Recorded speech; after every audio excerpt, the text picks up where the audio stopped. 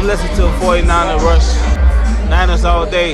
Let's bring 6 home, baby. Let's go. I love it, man. It's time for the 49ers Rush podcast.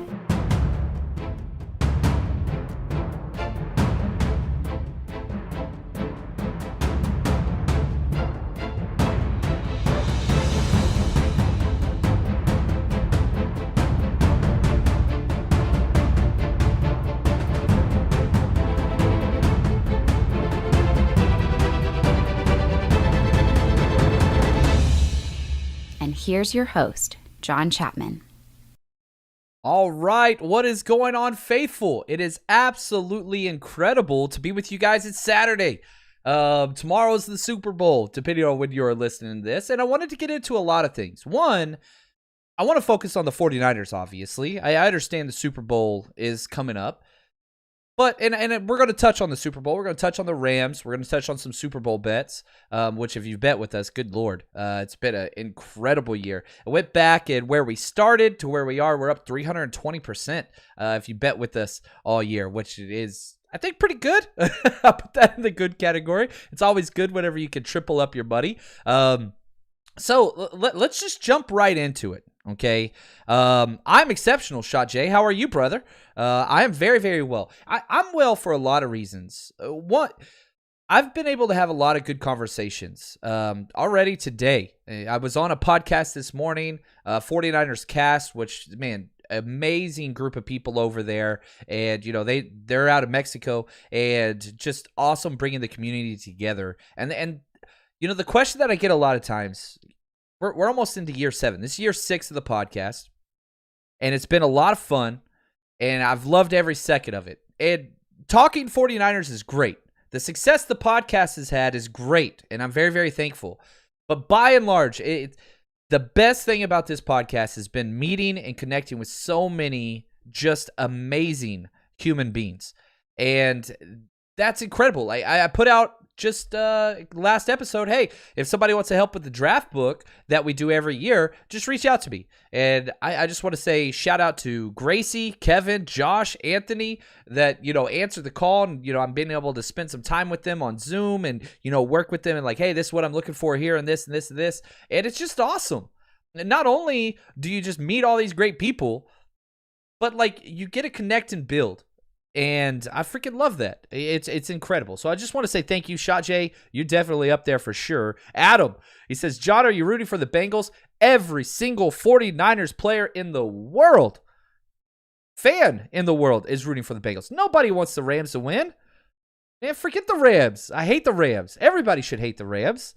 Here's what's funny. One of the bets we did preseason was I bet pretty big on the NFC West to win the Super Bowl. Obviously I wanted the 49ers, but I did put bets in on the Rams and 49ers because I thought they were the two of the best teams in the NFC. Turned out that was exactly the case. And if the Rams win, I win a lot of money. Having said that, I hope the Rams get their ass beat. Sorry for my language. Won't do that again this time, but that's how I feel. I hate the Rams. I do not want the Rams to win.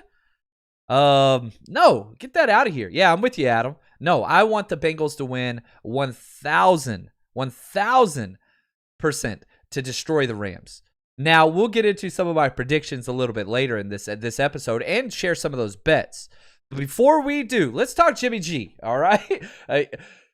Jimmy G is an amazing man and has been great for the 49ers franchise since he's come in. You know, got us to 2 NFC championships, 1 Super Bowl appearance. We've won 1 NFC championship. He played in 2 games. And we, you know, got to the Super Bowl once, obviously. He's awesome. There's nothing is he the quarterback that we all dreamed of? No. Did he win us a title? No. But that doesn't mean it's a failure. I don't understand the whole, like, I don't know, the whole, like, oh, well, you know, I hate Jimmy because he didn't win the championship and it's championship or bust. I do not subscribe to that school of thought. Absolutely not. At no point this year did we think the Super Bowl was like ours. And if it was, then you don't trade up to number 3 for Trey Lance, the injuries, all those things. It was within our realm at the end, but we went on a crazy hot streak after being 2-4 and 3-5, right? And I'm not one of those people. I do not believe it's Super Bowl or bust. Now, if you're the Rams and the way you've constructed your roster and traded all your future draft capital and you have no salary cap space whatsoever next year, they're already negative, then yeah, that's Super Bowl or bust for where they are because of how they built their roster and traded away all their assets. 49ers are not in that position. They're not. So I think it's different. So let's talk about Jimmy G. And he's going to be traded. I just really believe that he's going to be traded.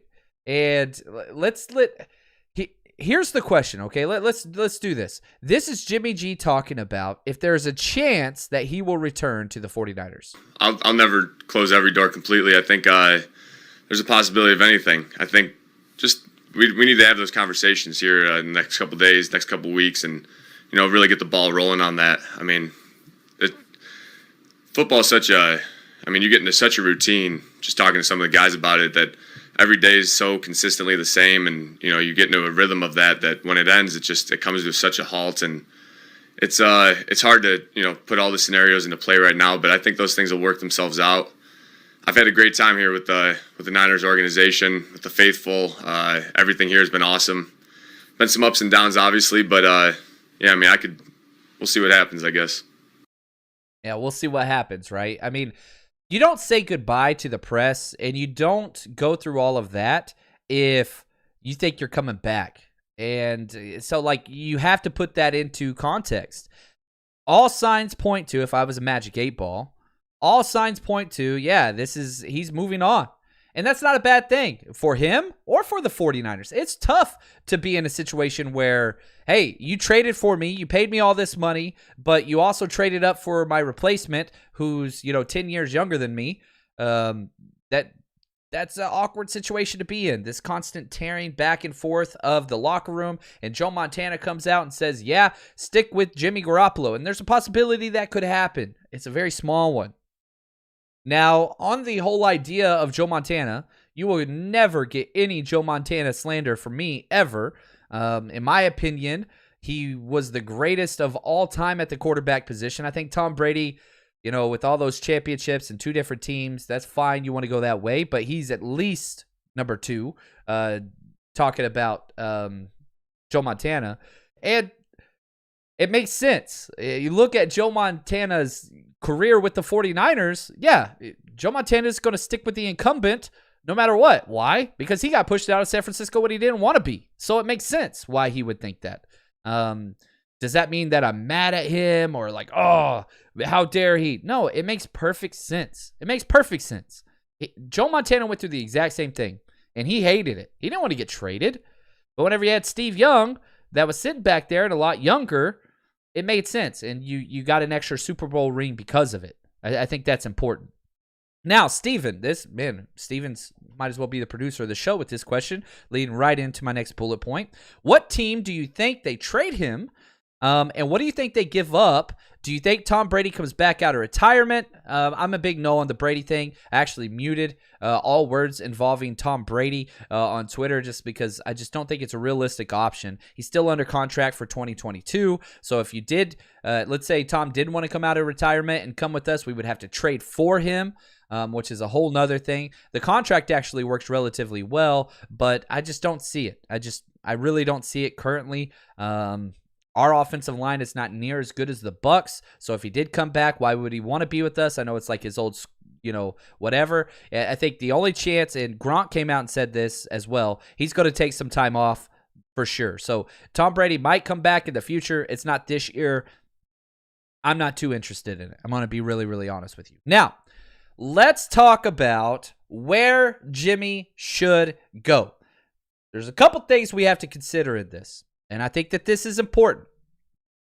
Usually, quarterback trades are cross-conference. 49ers, obviously, in the NFC. If you're going to trade them, more than likely, at the onset of this, it's going to the AFC. Okay? It's going to the AFC. Now, on top of that, he does not have a no-trade clause like he did in 2021. Jimmy has to take whatever trade that's out there. Having said that, it would behoove the 49ers to take care of Jimmy in a very positive way because he's so liked by all in the locker room. I mean, Kittle and Debo, you could tell if you've listened to their, interviews on Radio Row and things like that, they both love Jimmy Garoppolo. Why? How could you not? He's been their quarterback since they kind of came in. You love your teammates. It's what it is. But you got to take care of them. You don't send them to, the Bermuda Triangle of football like the New York Giants or something along those lines, Houston Texans. Even though there are possibilities, I think they would be interested in having Jimmy. I don't think you trade him there. Here is Jimmy talking about going to a winning team, and I think he deserves it. Yeah, we've talked a little bit. I think more will happen in the days to come. But, yeah, these guys have been very upfront about the whole thing. I was talking to John yesterday just about, finding the right destination and whatever, the future holds, just doing it the right way. And it's, got a long career ahead of me. So I'm excited about it. I'm excited about the opportunities to come. I just want to go to a place where, where they want to win. I mean, that's really what I'm in this game for. I'm here to play football, here to win football games, and as long as I got that and good people around me, I think the rest will take care of itself. And whether or not you love or hate Jimmy, he helped establish a winning culture here. Remember where we were before him. Kyle Shanahan has not had a winning record with any other quarterback. Now, those were a lot of mediocre quarterbacks. Brian Hoyer, C.J. Beathard, Nick Mullins. I would argue not good quarterbacks really at all. But Jimmy has helped get this team into a winning situation. He should be rewarded as such. Now, he's been paid, but again, look at the DeForest Buckner trade. Everybody wanted to keep Defoe. I was one of them. But you sent him to where he wanted to go. You sent him to where he could get paid and where he could compete. And both those things have happened with the Colts. And DeForest Buckner he wanted to stay in San Francisco, but when we couldn't meet his contract demands, we let him establish that. Maybe they do that with Jimmy. Jimmy, go find something where you want to go. And you got to take care of your people. So if we keep in this cross-conference quarterback trades and a winning team, okay, well, I think there's 3 very easy targets. These are, in my opinion, the 3 most likely. Might not be for you. Put it in the chat. You guys tell me. Where do you think, you only get one guess, if you were going to say what team Jimmy Garoppolo gets traded to, put it in the chat. Who do you think that's going to be? Who do you think the most likely team that Jimmy Garoppolo gets traded to? Throw that up in the chat. As you guys do that, I see this question, which is awesome. Let's see here. From Kali, he says, off topic, who do you think is the bigger free agent priority, DJ Jones or Laken Tomlinson? Did this a couple episodes where I ranked all the free agents. Laken Tomlinson is my number 1 priority at left guard. That would be number 1. DJ Jones, that's number 2, and number 3 is Arden Key. So I think Laken's priority number 1. I would make sure to pay him first off. What's up, Nick? Good Fred. He says, what's going on, John? Thanks for keeping us entertained with all the Niners news. I love it, man. He says, I respect Joe, but I don't agree with keeping Jimmy around unless Joe pays his salary. Joe makes some money now. I'll tell you that for sure. What's up, Sin? Good to see you as well. Now, let's see here. I love all of the answers on here. And, my personal, where I think Jimmy fits the best with play style and roster and everything is the Steelers. That's where I would go number 1. Because from a Pittsburgh perspective, if Jimmy Garoppolo's on their team, they're in the playoffs last year, they'll be in the playoffs this year. Guaranteed. Mike Tomlin's never had a losing career. Now you look at their draft capital. They're picking 20th in the first round. That's too high. Jimmy can't get that high. You would have to do Jimmy plus to get that 20 pick. I don't think they're interested in it. Now, Jimmy for the 52nd pick, they're in the second round, I think that's too low. Now, Pittsburgh doesn't have a 4th or 5th. So I don't think that we could see Pittsburgh doing like a 2nd and 3rd this year, but I could see them doing a 2nd this year and a 3rd in 2023. That is something that I could see likely.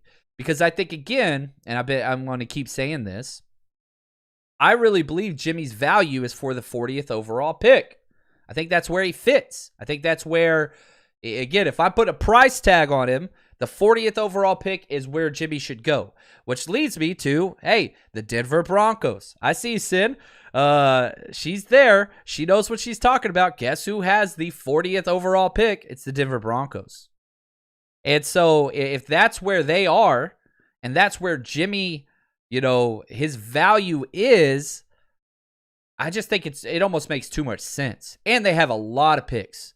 Currently, they have the number 9 overall pick. That's too high. You can't do anything with Jimmy to get up to number 9. You can't do that. But they have 2 second rounders, 2 third rounders, 2 fifth rounders, 2 seventh rounders.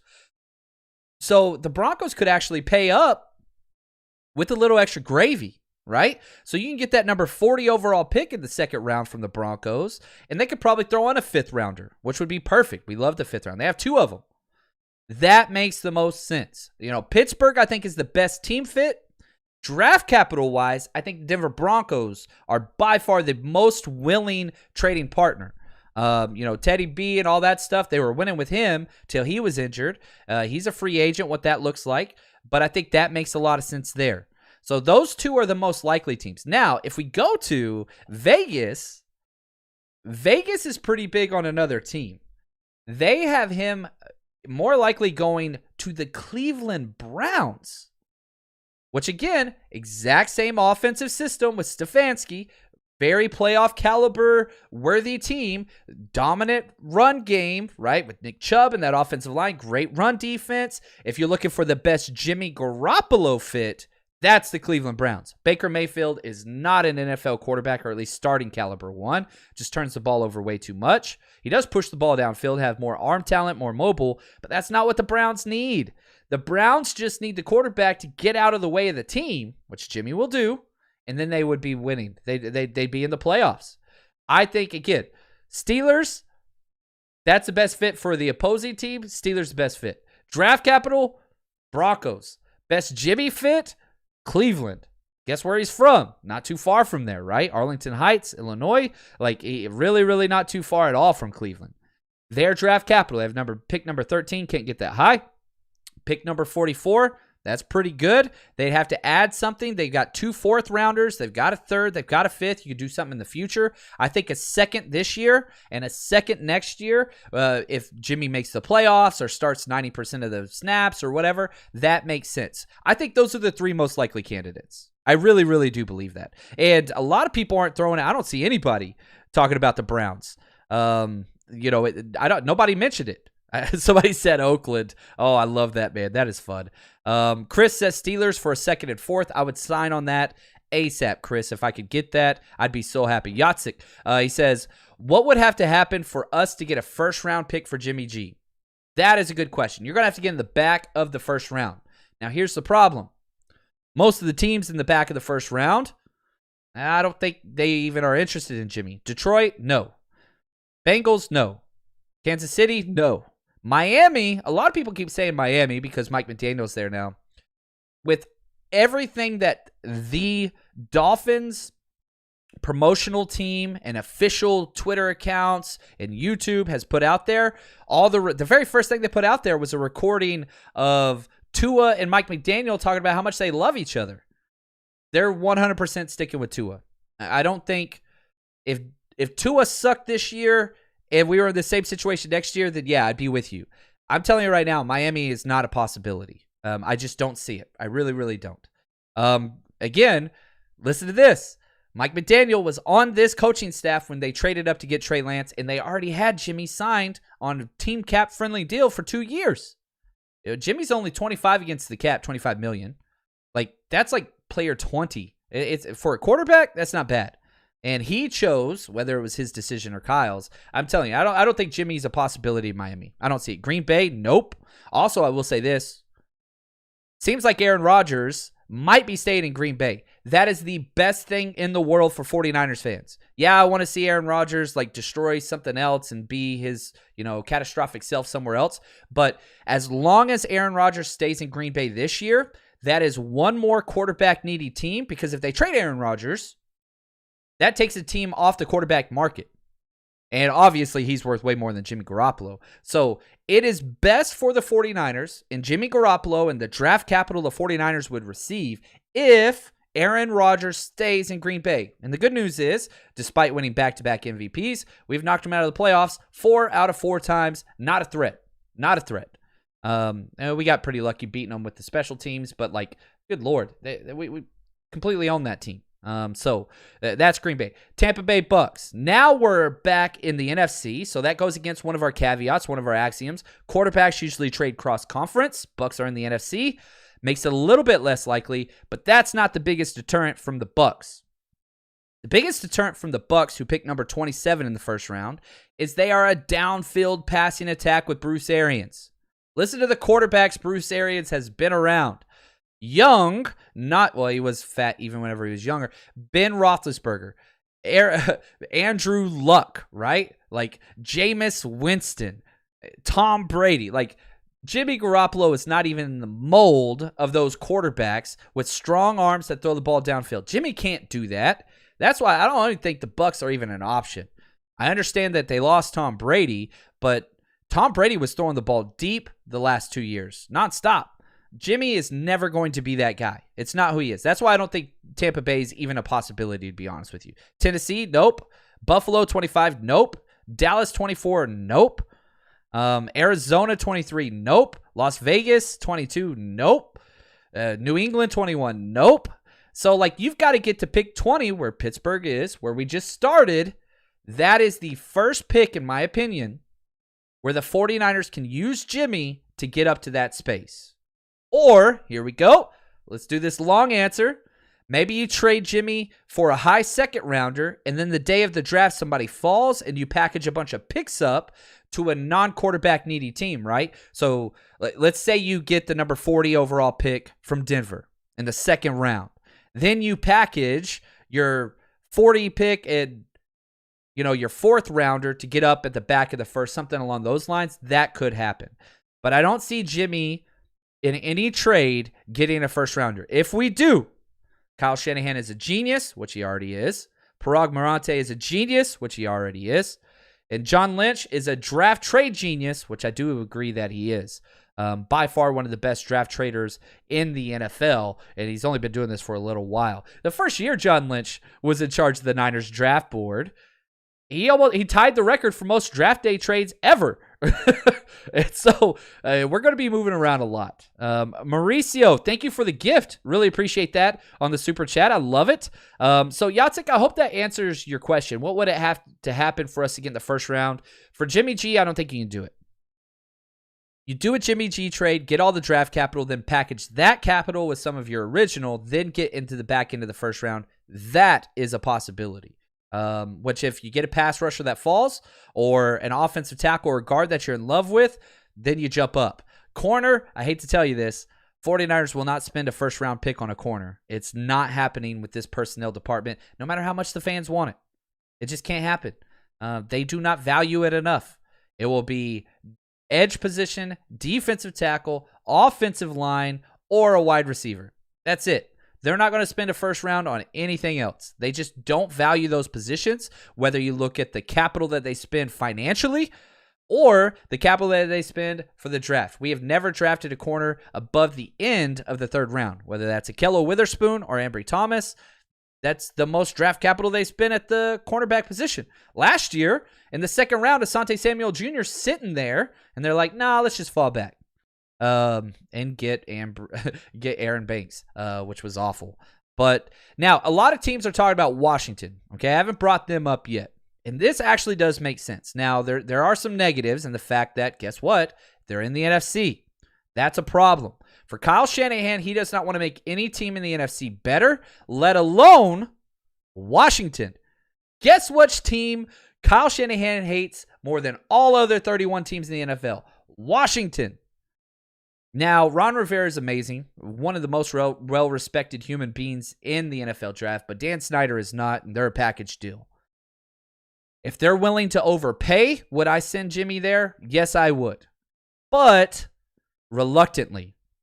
That would not be my first, second, third, fourth, or fifth call to pick up the phone and see if they want to do a deal. Now, what is their draft capital, and what does that look like? They have the number 11 pick, can't get that high. They have number 42 pick. That's pretty close to Jimmy's worth. So you can make something work, but I guarantee you this. Here's what I would argue. Kyle Shanahan would rather get pick 44 from Cleveland than pick 42 from Washington. That's how much he hates him. That's how much he hates him. Do you think he wants to send Jimmy there where Jimmy's going to have them being a winning team and competing in the NFC East? Why would he do that? Now, if it's the last call, if everybody else is like, yeah, we're out on Jimmy, and it's just the Washington Commanders, I think that's the first time I've ever said their new mascot's name. It's got a decent ring to it. Washington Commanders, all right. We'll see. But again, like, I don't think I don't think Kyle wants to help them. So if Washington wants them, here's what it would cost me. 2 seconds. If Washington calls and says, hey, we want Jimmy Garoppolo, cool, 2 seconds. That's the minimum. If you can't do a second this year and a second next year, don't call me back, please, and erase my number. Like if they called and offered 42 straight up for Jimmy, Kyle Shanahan's going to say no. The only way he's going to do a trade with Washington, and we saw this with Trent Williams, is if he fleeces the hell out of them and makes them look stupid. That's it. Now, we saw the Alex Smith trade to Washington where they got fleeced and overpaid, but he got them to the playoffs. Like, that was a good trade for them. So maybe you get the second overall pick and a player to be named, right? You get like a stud young guy come over. That would be awesome. I would love that. But I just don't see it. If you remove the context and the history of the situation, then it makes sense. But it's within conference, and grudges are a very real thing. And we know how much the Kyle Shanahan loyalty program weighs on Kyle's heart. Guess what, man? It's the yin and the yang. Not only does he love his former players, he hates the team. Anytime he brings up Washington, he says, yeah, then they fired me and my dad. That's what Kyle says. Like, he doesn't say their team. He doesn't say anything. He says, yeah, then they fired me and my dad. Like, it's personal. They fired me and my dad. Like, that just, it's like Inigo Montoya, right? You fired my father. Now prepare to die. Like, that's why I can't see it. Could it happen? Yes. But we're going to fleece them. That's just the way that it's going to be. They're going to get fleeced. I like that. You fired my father. Anyway, we did just trade with them, Trent. But again, we fleeced the hell out of them. And they didn't want to trade with us. They had a deal worked out for Trent Williams to the Minnesota Vikings for a second-round pick. And Trent Williams said, nope, I ain't going to play for him. You trade me to the 49ers or I'll just sit here, right? They didn't want to. They had the entire deal worked out, and Trent Williams said, nope, you owe me this. I won't play for them. I won't rework a deal. I will not go there.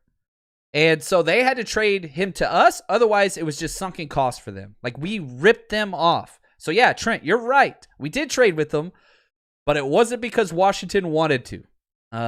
It was that or nothing. And again, the Kyle Shanahan loyalty program came back and paid dividends for us. Now we have the best left tackle in football. We gave up a 5th rounder and a future 3rd. Whew! Oh, man. I'm feeling it. Y'all got me a little wired up there. I don't know why I got excited, but maybe I don't know. Why would you fire? I don't get it. Shanahan's 2 of them. Look at that coaching staff that was there too. I mean, just McVay, Shanahan, LaFleur. They had everything. They deserve it all. That team should have a new owner. Dan Snyder needs to get the hell out of the NFL. He's a human piece of trash and has done trash things to other people. NFL just needs to move on. Anyway, I digress. Now, what about the Saints? Saints, again, within conference. That's strike 1. Number 2, that is a huge contender. If the Saints won one more game this year, 49ers do not make it to the playoffs or the NFC Championship. They don't make it there. So do you want to make a team that's roster-wise very, very good? Do you want to make them better? That's a rough one. He's a perfect fit for their system. Let's look at their draft capital, see what that looks like. Because, again, you know, they were first team out of the playoffs, so they're picking 18th in the first round. Can't get that high. 49th in the second round. They don't have a third-round pick. So it's going to take their second and something for the next year. That's where it's going to take. They don't have a third or a sixth. So Saints are in cap hell. That's the reason why Sean Payton quit. Not because he's tired of coaching. He ruined their entire cap situation. And then whenever it was beyond repair with no quarterback, he said, peace out. Very Pete Carroll USC style. Like, burn the house down. Oh, man, can't fix it. All right, let's let somebody else deal with the mess. Now, they do have a solid roster, but they're in cap hell. and they're already down 2 picks, and they don't have a quarterback. They just don't have one. You paid all that money to Taysom Hill. Why? I don't know. So, like, yeah, that's a rough one. That's a rough one. So I just don't see the Saints. I don't know how they pay for it. I don't know how they give up a bunch of picks whenever they're already low on picks. They just got left in a very bad position. Bucks we talked about. Giants makes a lot of sense. I'm going to be honest with you, except for, they're within conference, but they're not a competing team. They have the most draft capital probably in the entire NFL. Listen to this. This is the Giants, New York Giants. They have the 5th and 7th overall picks, so 2 top 10 picks. They have number 36 pick in the second round. They have 2 thirds. They have a 4th. They have 2 5ths. They have a 6th. They have 2 7ths. They're stocked. But we just heard Jimmy talk about going to a winning team. You send Jimmy Garoppolo to the Giants, Kittle's going to be pissed. Trent Williams going to be pissed. Debo's going to be pissed. You're pissing off your studs. Now, you get a first-round pick. You're not getting a top 7 pick for Jimmy Garoppolo. So, like, you could there's nothing you could do there. There's no way in hell you're getting that. There's no way in hell you're getting that. But if you got one of those, then maybe they'd be like, man, that sucks for Jimmy, but at least we're getting a stud back. Like, that's why Giants don't make sense. Like, you do that, you're pissing off your core. And so I don't think that you do that. I think you stay away from it. Yeah, Mr. Superfly, Stan Kroenke's a huge POS too. Yeah, you're right there. You're right there.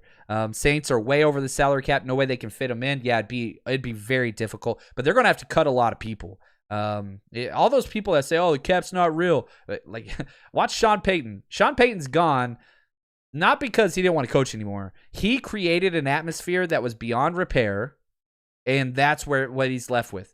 He looked at the situation that he created and says, yeah, this is just out. I'll sit out for a year and jump in with another team and ruin their franchise. But he got him a Super Bowl win. Is that worth it? I don't know. Because the Rams are doing the same damn thing. The same thing. Let's change gears here. Let's be real. And they have mortgaged everything to get here. Let's talk some Super Bowl, and let's get into some Super Bowl bets here in a second. Okay? The Rams have mortgaged everything to get here, and it's worked. They win the Super Bowl, it's all justified. That's the rule. You think New Orleans is pissed off at Sean Payton? They will be for the next 5 years. But no, because he brought him a Super Bowl title. The Rams won one, I think it was in 1999, and their last Super Bowl victory was like in the 50s. If they win a Super Bowl, the McVay and everything was positive. Now, they've had a lot of winning seasons. They've already been to the Super Bowl once before, but their future is rough. It's win or bust. Like, the 49ers were not Super Bowl win or bust this year. Not at all. They're building for the future. You trade for a 21-year-old quarterback and sat him for the whole year. Like, they're different trajectories. They're not even close to the same thing. What the Rams and the 49ers are doing. Different. The Rams have to win the Super Bowl now. If they lose it, oh man, it's going to be bad. Now, if they win it, it's all worth it. It's all good for the Rams fans, which there's not many of them. But if they lose, golly, whether you want to look at draft capital or salary cap capital, it's bad. They're $8 million against the cap, and that's the lowest that you can find out there. Like, Spotrac says they're $8 million against the cap. And if you look at Over the Cap, which does an amazing job, let's see here. The Rams are $13.5 million against the cap next year. So they're in trouble. And people are like, oh, well, they got all these players off the books with Michael Brockers and Todd Gurley and Jared Goff and all those things. Guess what? Yeah, they're not paying for those contracts next year. Still negative in the cap space. Now, can they redo some contracts? Yes. Can they re-sign Stafford and free some stuff up? Yes. But they're still negative, and they're going to have to finesse things. On top of that, listen to this list of free agents. We did the 49ers list of free agents a few episodes ago, and every year teams are going to struggle. But listen to this. This is the Rams free agents next year. No contract. Odell Beckham Jr., Von Miller, Darius Williams, who's going to cost more than Von Miller and Odell Beckham. He's the starting cornerback opposite Jalen Ramsey. He's going to probably get $12 million a year from somebody. Austin Corbett, their starting right guard. Brian Allen, their starting center. Sebastian Joseph Day, their starting defensive tackle. Sony Michel. That's just the chief contributors. How the hell are they going to pay for all those guys? How? Now you look at draft capital, and there's two ways to look at this for the Rams. Original draft capital, they have none. Their first pick is number 160 at the end of the 5th round. Then they have 2 late 7s. That's it. No first, no second, no third, no fourth, no 6th, like no 5th. Like they're bad. But comp picks, they do get quite a bit because they can't sign people in free agent, and they lose everybody because they're in cap hell. They are a top-heavy team with a bunch of Jags. Just a guy. Fill-in guys. But they can't really replace them with top-end talent. Now, they do get a 3rd comp pick for a minority hire. Brad Holmes is the GM of the Lions. That was a minority hire last year, similar to what we got with Mayhew. They do get a 4th-round pick and 3 6 comp picks. So they're rebuilding, but with back-end draft picks. Now, if they draft successfully back there, that's going to be positive for them. They still have, Stafford, Kupp, all these other guys. They got a lot of guys. I'm not saying like, oh, it's going to be bleak. They're not making the playoffs. That's what I'm saying at all. I'm saying they cannot replenish at this consistent rate and behavior. They win a Super Bowl, it's all worth it. They lose this, oh boy. Next year's team will not be as good as this year's team. It cannot. It's unsustainable. It's unsustainable. Now, everybody's like, oh, you've been saying that forever. Yeah, it's getting worse every year. It's not sustainable. I don't know how people don't see that. Everybody sees now, and it's instant gratification and all those things, and if they win, it's worth it. They don't. Oh, boy. It's going to be one of those Sean Payton riding off and peacing out, but without a Super Bowl ring. So that's huge. That's huge. Anyway, real quick before we get to our Super Bowl bets, thank for a word from our sponsor, MyBookie, man. They sponsored us all freaking year. And if you bet with us, golly, we've done well. 320% profit on whatever you started betting with, which is awesome. I think that's great. MyBookie's double deposit bonus makes sure you won't miss out on Super Bowl 56. And if you use our promo code 49ERS, 49ers, they're going to double and match your first deposit instantly. So, from betting on the opening coin toss to the length of the national anthem, Super Bowl prop bets are a great way for the entire party to get a skin in the big game. And now, with MyBookie, this is a brand new thing. They are giving you a chance to call your own shot by submitting your own Super Bowl prop bet.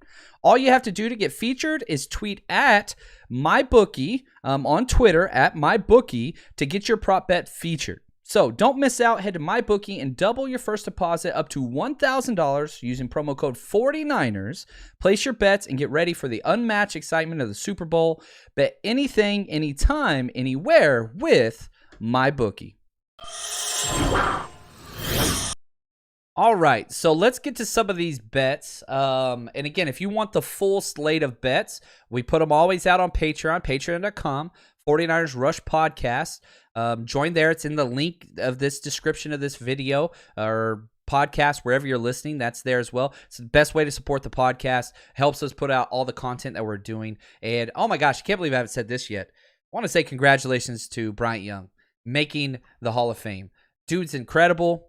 Well deserved. I think this was his 13th year of eligibility. If I'm correct, we're going. I'm going up there. We're throwing a party. 49ersrushroadtrip.com. It's what we do. We're throwing a huge NFL draft party with Fred Warner and with Elijah Mitchell. That's going to be taking place, on the Strip. It's incredible. I'm so pumped about the amount of time and effort and financial capital we put in this to create the best party ever. And I'm trying to do this something similar in Canton. Canton's a whole different animal. The Hall of Fame weekend's a whole different animal. But we're going to be up there. Whether, I've had a lot of people reach out which are excited about this. I want to throw a party, and I'm reaching out and trying to get in contact with Bryant Young's people. I know it's been a busy week for him. I want him to come stop by and us be able to kind of, say thank you. You know what I mean? So I'm trying to make that work behind the scenes. We'll see what happens. But we're going to be throwing a party in Canton for the Hall of Fame weekend. So if you're anywhere close to there or you've never been to Canton, you got to be there. If you're a football fan and you've never been to Canton, you got to go. It's incredible. Now, the town I'm not the biggest fan of, but it's got a cool feel. But the Super Bowl Hall of Fame is unreal. I went last year for the first time, and I'm going back. One, because of Bryant Young, but I'll spend several hours in there just because I'm a history guy, and they do a hell of a job. It's a wonderful thing, and if you're an NFL fan, you've never been there, you need to be there. So shout out to Bryant Young. Yeah, Patrick Willis got screwed. There's no doubt about that. Having said that, Patrick Willis tweeted this out today, and I really did think that this is just a testament to how great of a human being Patrick Willis is. He said, "Thank you for all the love in the Hall of Fame votes." This is Patrick Willis.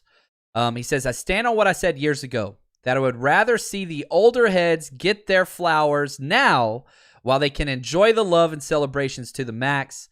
And well, for one day perhaps. Until then, faithful, hashtag 52, hashtag Hall of Fame nominee. Dude's the best on and off the field. Patrick Willis is incredible, and he's going to get in. And the problem is, I'm going off on a tangent here. The way the Hall of Fame works is you have beat writers all in a room. Matt Mayoko is the 49ers one that represent each of the team, and they stand on the table and they present a player of their teams, whatever. That's what they do. And Mayoko was the person championing. That's not a word. Championing Bryant Young. You don't really get to stand up there and champion two different guys from the same team. It doesn't work that way.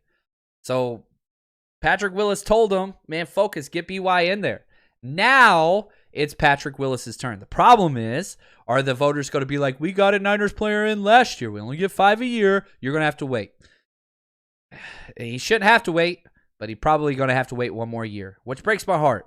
But whenever Patrick Willis gets in there, we'll be there again. I think it's going to be 2 years, though, unfortunately, just because of the politics behind it. Sad that these beat writers, and I'm not trying to throw shade on beat writers, shouldn't be the ones that determine who's in the Hall of Fame. Patrick Willis was the best linebacker in the NFL the first snap of his career, and was for 8 straight years. He should be there. He should be there. Now, back to our bets. Let's see here. I am taking... Here's the difference whenever you bet. You can't always bet with your heart. You can't. I want the Bengals to win so damn bad. And I do have a bet that perhaps they will win. But with money, you got to be careful. And I think this is a big reason why we've made so much money this year, and we've posted profits every single year we've ever done this. But I'm buying 2 points. So the Bengals are underdogs by 4.5 points. So my biggest bet in the Super Bowl, I bought 2 more points. So I'm taking the Bengals plus 6.5. So the Bengals can lose by 6 points, and I still win this bet. For every 10, you win 6.4, right? So I'm covering. It's going to be a close game. Rams are going to jump out early. Bengals are going to fight back. This is the MO of both teams. I think the Rams probably more likely to win. But I'm buying 2 points. I'm taking Bengals plus 6.5 points. I'm super excited about that. Now, a couple other just side bets. I'm not going to share them all here. I think I have 10 up on Patreon. Von Miller over 0.5 sacks. Are you kidding me? Bet 5 to win 2.7. It's not a huge payout, but it's very, very likely. Easy money, small money, don't care. It's good money. I'll take it. And then the other one that I'm very, very sold on is Joe Mixon having over 26.5 receiving yards. Bet 5 to win 4.4. He's done it 5 straight games. 5 straight games he's gone over that. And the way the Rams work with their shell, underneath's going to be open. Look at all the Elijah Mitchell and Jermichael Hasty catches and attempts. That's my favorite bet of this week. Joe Mixon over 26.5 yards, receiving yards.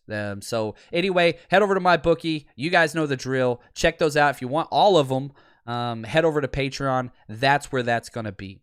Richard, appreciate this question. He says, are there any secondary free agents that make sense for us to look at this offseason? Now, the names that everybody's throwing out there is always the big top names. That's not the way Kyle Shanahan usually does business.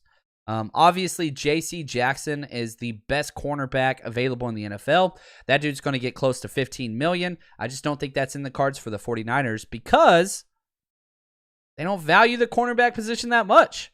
And he's an outside corner. Guess what? Emmanuel Mosley and Ambry Thomas are going to probably be our outside corners. That's probably what it's going to be. Now, if you did sign somebody of that caliber, you can kick Emmanuel Mosley inside, which he's played at the start of his career, and move on. But I don't think it's happening. I really, really don't.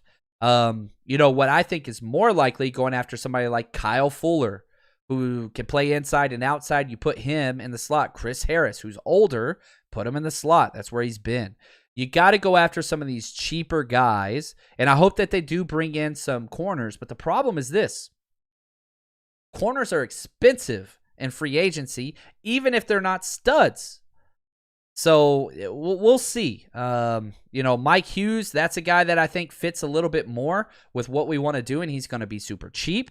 There's lots of guys that are there, but we're going to have to wait and see what that looks like. Now, we do have 9 draft picks, so we'll see here, but I think one of the older guys that wants to play for a championship that might take a little bit of a discount, that's the 49ers special moving forward. And you put a contract, you give an offer out there to K'Wan Williams, and you say, look, man, we'd love to have you back, but this is all we can pay you. If you want to go out there and test the free agent market, go ahead. That's what we've done to him 3 different times. That's what we've done to everybody. Look, this is what we can pay you. You want to stay here and build? This is what we can do. You want to go test it? Best of luck. That's the way the 49ers do business, and I like that way of business. Let the players choose. Let the players choose. That's what I would take. So, excited for the Super Bowl. We're going to have fun. And again, we got a lot of stuff coming up. The draft party, as I said again, let me just put that out there, 49ersrushroadtrip.com. That's what we're working on right now. Again, Fred Warner, Elijah Mitchell, are you kidding me? Watch the NFL draft with these jokers? Not 1, but 2 NFL players? In Vegas? Man, my voice can't go much higher than that. But I appreciate you guys. Thank you so much. Super Bowl is going to be a lot of fun. Let's go Bengals. Let's go Bengals. Appreciate you guys. And as always, stay strong, faithful.